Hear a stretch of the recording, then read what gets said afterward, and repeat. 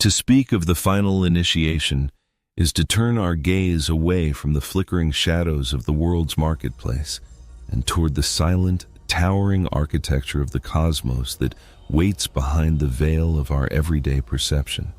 We have been conditioned by a materialistic age to view the conclusion of a human life as a mere biological cessation, a light snuffed out by the cold wind of entropy. Yet the ancient wisdom traditions and the deepest whispers of our own intuition tell a far more magnificent story. We find ourselves at the center of a grand cosmic stage where life is not a linear march toward a grave, but a sophisticated process of distillation, a series of progressive thresholds designed to strip away the lead of our attachments and reveal the gold of our essential spirit. The concept of the seven gates is not a religious dogma or a fearful superstition. It is a map of the soul's homecoming, a description of the final metaphysical checkpoints that every traveler must encounter before exiting the theater of form and merging back into the unconditioned light of the source. In a practical sense, understanding this initiation is of profound significance because it changes the very chemistry of how we live. When we realize that we are currently in a training ground for a much larger journey, the petty grievances and heavy anxieties of the day lose their gravitational pull. We begin to see our challenges not as random obstacles, but as specific exercises designed to prepare us for the weightlessness of the gates. We move from being victims of a finite timeline to being conscious participants in an eternal rhythm. And this initiation suggests that exiting is not an escape, but a graduation, a final exam where the currency of the world is useless, and only the purity of our resonance carries weight. It situates our human experience within a deeper, almost cosmic dimension, where every thought, every act of forgiveness, and every moment of clarity acts as a key being forged for a lock we have not yet seen. We are, in effect, building our light body in the shadows of the physical world, preparing for the moment when the shadows fall away. Metaphorically, we might envision the soul as a deep-sea diver who has spent decades exploring the pressurized, murky depths of the material ocean. To exit, the diver cannot simply rush to the surface. Such a move would be catastrophic to the integrity of their being, and instead, they must pass through a series of decompression chambers, each one adjusting their internal pressure to match the expanding lightness of the world above. These chambers are the seven gates. They represent the necessary unmaking of the persona, the gradual release of the oxygen of the ego, the shedding of the heavy weights of regret, and the dissolution of the ghost of the self that we have so meticulously crafted during our time on the sea floor. The wonder of this realization lies in the fact that the gates are not guarded by wrathful sentinels, but by our own reflections. The initiation is a process of self-recognition where we are asked at every threshold, are you willing to be more than what you have been told you are? As we begin to unveil these hidden layers of reality, we sense the hidden architecture that governs the universe. And there's a sacred geometry to our growth, a concentric series of circles that lead us from the densest periphery of physical survival to the luminous center of pure awareness. The final initiation is the movement through these circles in reverse, a return to the origin. We have spent our lives entering the world, learning its languages, accumulating its objects, and believing its illusions. The gates represent the profound art of exiting, which is a much more difficult and subtle mastery. It is the art of the sacred subtraction. In a world obsessed with addition, the initiation teaches us the power of the void. It tells us that the soul is not a vessel to be filled, but a flame that has been covered by many blankets. The gates are the hands that pull those blankets away, one by one, until only the fire remains. This journey situates the final initiation, the 7 gates. Every soul must pass before exiting, as the most important narrative we can ever contemplate, for it is the only one that remains relevant when all other stories end. We live in a world of temporary initiations, graduations, weddings, promotions, all of which are but pale shadows of this final silent walk. To study the gates is to begin the work of dying before we die, which is the ultimate secret of the wise. It is to recognize that the exit is actually an entrance into a state of existence so vast and so vibrant that our current waking life will seem, in comparison, like a half-remembered dream. We are preparing to step out of the small room of the personality and into the infinite field of the spirit. The wonder we feel when we contemplate this is the soul's recognition of its own destination, the homing beacon that has been pulse-coding our DNA since before the stars were born. As we move through this exploration, we must approach it with a sense of cosmic humility. We are attempting to describe the indescribable, using the limited vocabulary of the physical world to map the territories of the metaphysical. Yet, even these limited words serve a purpose. They act as tuning forks that help our consciousness resonate with the frequency of the thresholds we will eventually face. The initiation is already happening. We are passing through micro gates every time we let go of a grievance, every time we choose love over fear, and every time we sit in the silence of our own being. We are the architects of our own exit, and the 7 gates are the landmarks we have placed for ourselves to ensure we do not lose our way in the blinding light of our own homecoming. We are the travelers, the path, and the destination, all woven into a single shimmering thread of eternal consciousness. To understand the architecture of the 7 gates is to recognize that they are not physical barriers, but vibrational filters. The core concept behind the final initiation is the law of resonance, which dictates that a soul can only pass through a threshold if its internal frequency matches the lightness of the realm beyond. In our dense material experience, we clothe ourselves in various layers of identification: our names, our traumas, our achievements, and our fears. These layers possess a specific metabolic weight. The 7 gates function as a spiritual centrifuge, spinning the consciousness at increasing velocities until everything that is not the essential, eternal self is sloughed off. This is the pillar of essentialization, the realization that we cannot carry the baggage of the personality into the vacuum of the infinite. And just as a star must collapse its outer layers to give birth to a singularity of light, the soul must collapse its outer personas to pass the checkpoints of the exit. A secondary guiding pillar is the concept of the mirror of truth. Each gate represents a specific aspect of the human condition that must be faced and reconciled.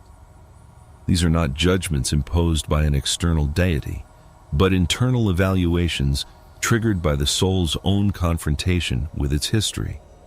The gates test the integrity of the heart. The ancient Egyptians symbolized this through the weighing of the heart against the feather of Ma'at. In our modern understanding, this translates to the neutralization of karma, where karma is seen not as punishment, but as unfinished business or unresolved density. To pass a gate, the soul must be empty of conflict. If we hold onto a shred of hatred, a sliver of unquenchable desire, or a heavy knot of guilt, that specific density acts as a magnetic anchor, tethering us to the gate and preventing the ascent. The concept here is that sovereignty is the only passport. Only a soul that has completely reclaimed its power from the illusions of the world is light enough to move forward.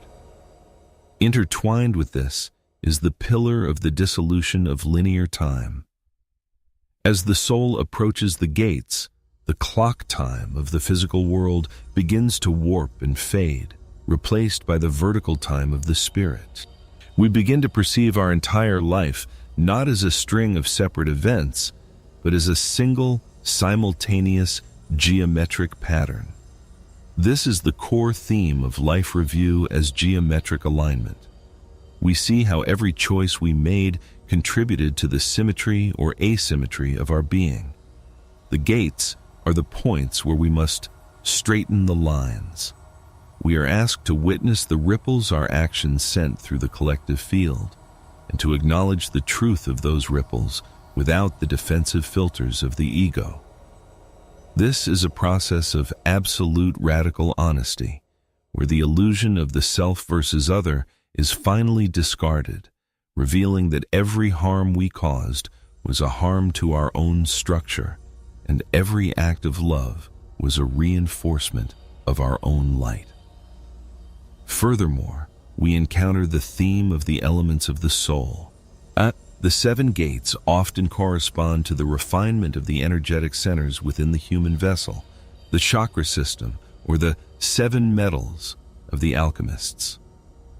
Each gate represents the mastery of a fundamental force, from the heavy earth of survival and tribal belonging, through the water of emotional fluidity, the fire of individual will, the air of compassionate expansion, the ether of truthful expression, the light of intuitive wisdom, and finally into the crown of pure non-dual unity. The initiation is therefore a total energetic transmutation. We are not just leaving a body, we are distilling the wisdom we gathered while inside that body. Every sensation we experienced, the cold of winter, the heat of passion, the sting of betrayal, was a raw mineral that we were meant to turn into spiritual intelligence. The gates check the quality of this internal alchemy. Finally, we must address the concept of the guardian of the threshold. In various myths, each gate is watched by a formidable being, but the deeper truth is that the guardian is the personification of our own resistance. It is the part of us that is still afraid of the vastness, the part that still wants to be somebody rather than everything. The theme here is the surrender of identity. To pass the final gate, the soul must be willing to lose its I-ness in exchange for amness. This is the most terrifying part of the initiation, for it feels like a total annihilation. Yet, the secret revealed at the threshold is that death is a transfiguration, not an ending. We are dropping the drop to become the ocean. The core concept is that the soul is not a thing that has life, but is the very movement of life itself. And by recognizing this, the gate ceases to be a barrier and becomes a luminous opening, an invitation to step out of the costume of the individual and into the theater of the divine. These core themes serve as the skeleton of the mystery, the underlying logic that makes the 7 gates a universal necessity rather than a cultural curiosity. We move from the illusion of separation and judgment to the reality of alignment and resonance.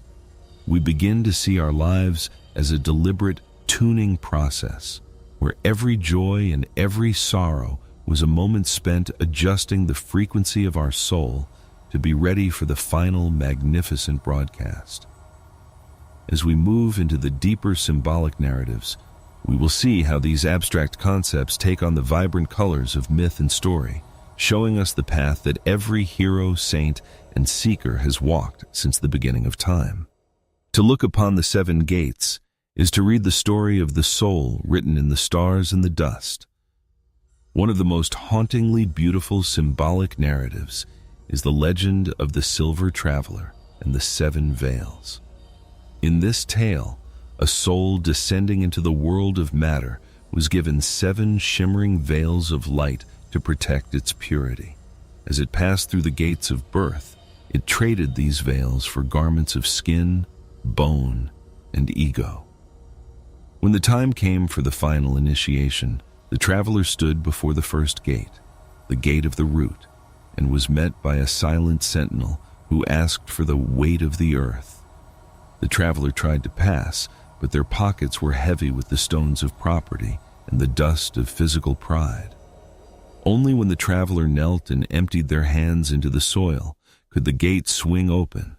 And this narrative teaches that the exit is a process of undressing, where each gate demands the return of a borrowed garment until the traveler stands in the same naked radiance they possessed at the dawn of creation. In the ancient Book of the Hidden Chambers, we find the parable of the mirror maze. The soul enters a vast hall where 7 towering mirrors stand in a circle. Each mirror does not reflect the face, but the shadow of a lifetime. At the gate of the heart, the soul looks into the mirror and sees every moment it withheld love, every word used as a weapon, and every instance where it turned away from suffering. The guardian of this gate is the soul's own grief, a cold wind that chills the spirit to its core. To pass, the soul must not turn away in shame. Instead, it must walk into the reflection, embracing its own darkness with the heat of total compassion. As the soul merges with its shadow, the mirror shatters into 1,000 diamonds of light, and the gate dissolves. This story reveals that the initiation is a sacred integration, where we are not leaving our sins behind, but transforming them into the very wisdom that allows us to ascend.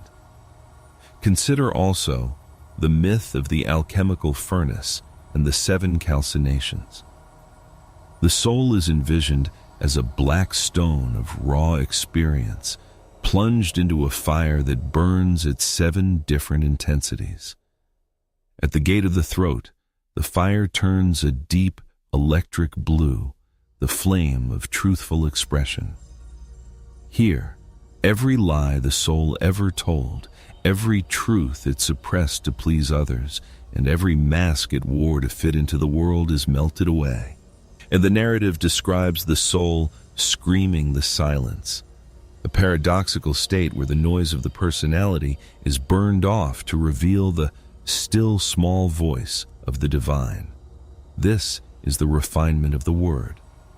The gate only opens when the soul can speak its true name, a sound that is not a word, but a pure frequency of authenticity. This myth emphasizes that the gates are purifiers, and the pain of the initiation is simply the resistance of the dross to the heat of the spirit. Another profound narrative is the allegory of the Great Library and the 7 Scrolls. Imagine a traveler who arrives at a gate made of shifting smoke, the gate of the third eye. To pass, the traveler must hand over a scroll that contains the map of reality they followed during their life. One traveler hands over a map of religious dogmas, another a map of scientific laws, a third a map of personal opinions. The guardian looks at these maps and shakes its head, for the maps are all ink on paper, and the realm beyond is pure, unmapped light. The gate only opens for the traveler who hands over a blank scroll, signifying that they have unlearned everything they thought they knew. This narrative illustrates the cessation of the intellect. To pass the higher gates, we must surrender our certainties and become comfortable with the infinite mystery. The initiation is the transition from knowing about the universe to being the universe. Finally, we encounter the legend of the silent symphony and the final bridge. At the 7th and highest gate, the gate of the crown, the soul finds no sentinel and no mirror. and instead, it finds a bridge of sound made of 7 interlocking notes. However, the soul discovers that it is itself a musical instrument that has been out of tune for an entire lifetime. The bridge is impassable because the soul's internal vibration is discordant, vibrating with the static of separation. The soul must sit in the absolute silence of the threshold until its internal strings naturally tighten and align with the music of the spheres. When the soul finally vibrates in perfect unison with the bridge, the two become one, and the traveler vanishes into the song. This is the narrative of non-duality, the final realization that there were never any gates at all, only the persistent illusion that the drop was separate from the ocean. These symbolic narratives provide the emotional map for the soul's final journey, and they show us that the initiation is a masterpiece of cosmic irony. We spend our lives trying to be something, only to find that the ultimate victory is in becoming no thing. We are the traveler, the mirror, the flame, the scroll, and the song. By inhabiting these myths, we begin to feel the tug of the gates, even now, in the midst of our waking lives. We are being prepared for the moment when the story of me ends and the story of all begins, grounding these grand archetypes into the soil of our daily experience through practical integration and real-world application. To bring the majestic concept of the 7 gates down from the heights of myth and into the rhythm of our daily breath is to practice the art of living with the end in sight. This is not a morbid preoccupation with death, but a vibrant, strategic alignment with reality. The first real-world implication is the cultivation of radical non-attachment. If we know that the first gate requires us to empty our pockets of the earth's weight, we begin to change our relationship with our possessions and our status today. We stop defining ourselves by the garments of the world and start investing in the garments of the spirit. In practical terms, this looks like a shift from a life of accumulation to a life of contribution. We realize that we cannot take our trophies through the gate, but we can take the capacity for generosity that we developed while winning them. We practice owning things without letting them own us, ensuring that when the time comes to stand before the sentinel of the earth, our hands are already open. A second vital integration is the alchemy of emotional resolution.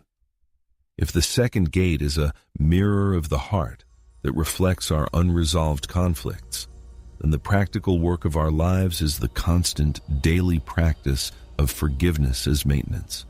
We stop allowing grievances to calcify in our energetic bodies. In the real world, this means addressing unfinished business as soon as it arises. We realize that every grudge we hold is a lead weight that we are choosing to carry toward the final threshold. Integration involves a radical commitment to emotional transparency, speaking the words of reconciliation now, rather than waiting for a deathbed that may never offer the opportunity. He said, by clearing the karmic static of our relationships today, we ensure that our heart is as light as the feather of truth long before we reach the actual gate. We are effectively pre-clearing our path through the mirror maze of the soul. Furthermore, we must address the refinement of the internal word, since the initiation involves the gate of the throat and the mastery of truthful expression. The real-world implication is the sanctification of speech. We begin to treat our words as alchemical seeds. We stop engaging in the lesser frequencies of gossip, deception, and self-deprecation.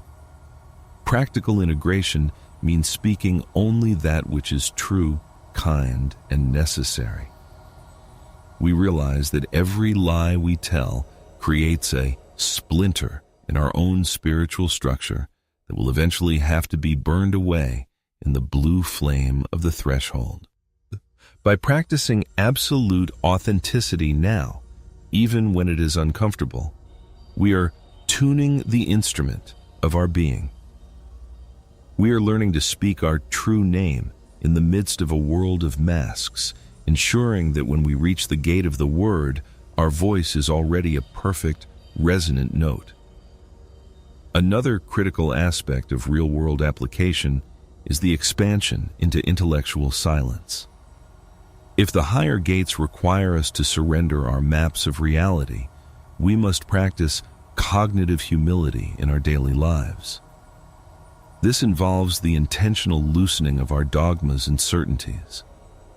In a world characterized by polarization and knowingness, the seeker of the seven gates practices the wisdom of not knowing. We allow ourselves to be surprised by the mystery of existence. We spend time in meditation, purposefully unlearning the labels we have placed on the world. This creates a state of mental fluidity, where the mind is no longer a rigid box of opinions, but a receptive vessel for the infinite.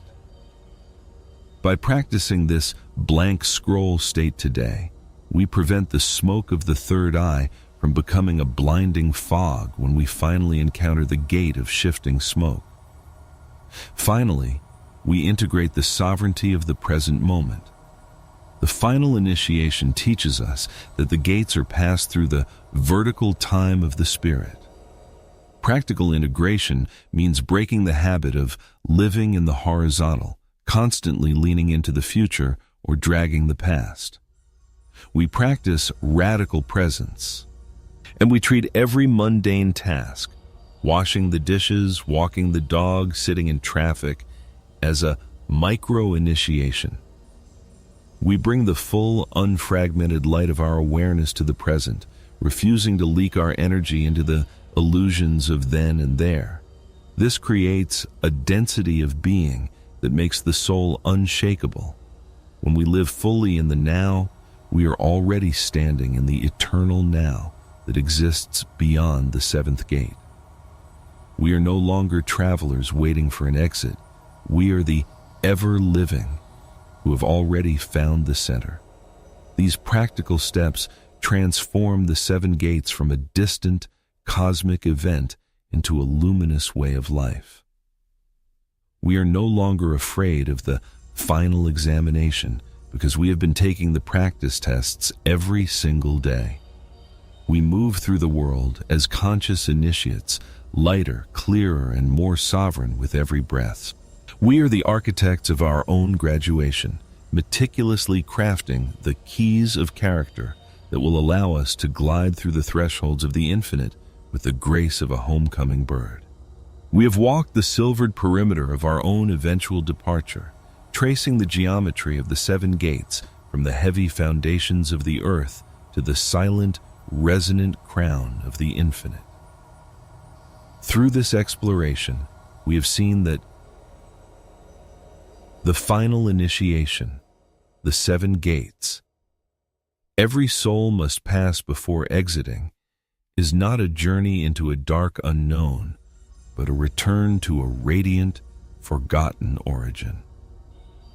We have discovered that the gates are not barriers designed to keep us out, but mirrors designed to invite us in, filters that gently strip away the lead of our transient identities so that the gold of our eternal essence may shine unburdened. And to arrive at this final section is to realize that the exit we have been contemplating is, in truth, the ultimate entrance.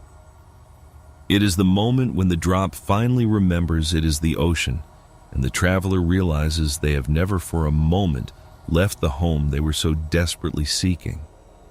The transformational call of this initiation is a summons to live as an immortal in the theater of time.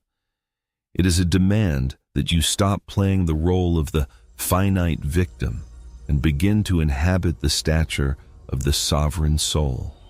You are being called to look at your life not as a series of accidents or a struggle for survival, but as a deliberate, masterclass in light.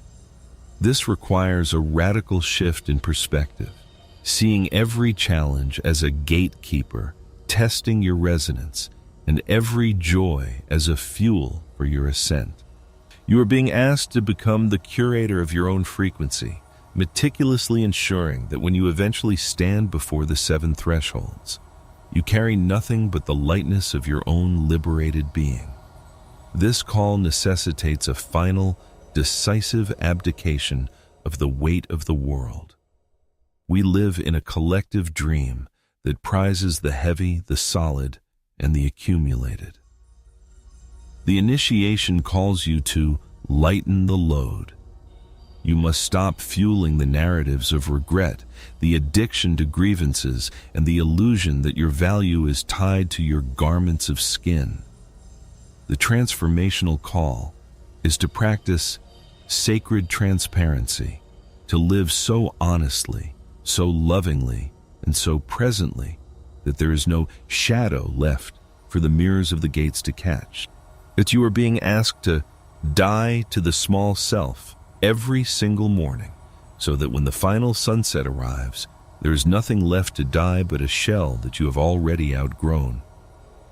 Ultimately, the understanding of the 7 gates leads us to the sanctification of the human experience. We realize that the earth is not a prison to be escaped, but a sacred laboratory where the keys to the infinite are forged. We move from the fear of the end to the reverence for the process. The transformational call is to treat every person you meet as a fellow initiate, struggling with their own veils and their own weights. We are being called to act as threshold helpers for one another, easing the burdens of the world so that we may all walk toward the gates with open hands and singing hearts. And we are the light bearers who have remembered that the bridge is made of sound and the song is our own true nature. As you close this narrative and return to the noise of the world, do not leave the gates behind. Let them stand as silent, shimmering sentinels in the background of your awareness. When you are tempted by anger, remember the mirror of the heart. When you are tempted by deception, remember the blue flame of the word. When you are tempted by the heavy gravity of despair, remember the weightless bridge of sound. You are the traveler, and the gates are already open. You do not have to wait for the end to begin your initiation. The final threshold is as close as your next conscious breath. Walk with the grace of those who know where they are going, and live with the brilliance of those who have already arrived.